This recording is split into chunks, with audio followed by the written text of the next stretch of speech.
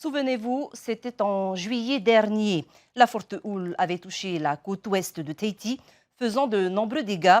Après la déclaration de calamité naturelle, certaines habitations ont été reconstruites par le pays et dans le respect strict des règles liées aux risques naturels.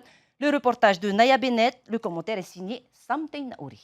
J'ai choisi ça côté Le meilleur coin, c'est ouais, la terrasse, hein. ouais, c'est sûr, ouais. Vatina affiche un large sourire. Elle bénéficiera d'un phare au péage de type F3 pour remplacer celle qu'elle a partiellement perdue en juillet dernier. Bah oui, c'était très difficile hein, pour moi la perte de ma maison parce que j'ai vécu de nombreuses années. Donc c'est pas évident de se détacher comme ça de quelque chose. Mais bon, comme on dit, voilà, on passe à autre chose. Vatina fait partie des 17 bénéficiaires de dossiers de reconstruction. Pourtant, le pays a dénombré 27 habitations sinistrées par la dernière forte houle déclarée calamité naturelle.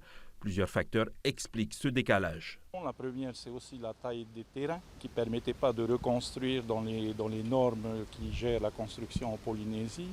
La deuxième aussi, il y a eu quelques contestations foncières. Les gens ont profité pour contester des vieux litiges. Il y a eu aussi des personnes qui ne correspondaient pas aux critères de l'OPH, notamment parce qu'ils ont déjà une maison. La maison cassée était une maison louée. Donc au total, on arrive à 17 maisons en construction.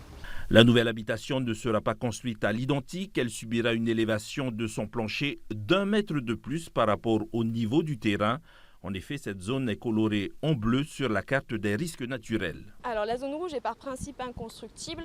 On peut faire des exceptions si on a des études spécifiques au projet qui démontrent la sécurité des biens et des personnes.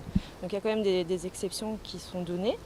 La zone bleue, donc on va appliquer des règles spécifiques à cette zone et la zone verte, c'est d'autres règles qui s'appliquent où on est dans un risque faible, un peu inférieur. Cette carte existe depuis 2005 et les règles qui s'y rapportent n'étaient édictées que sous forme de recommandations. Depuis le 1er janvier 2023, ces règles sont désormais des obligations.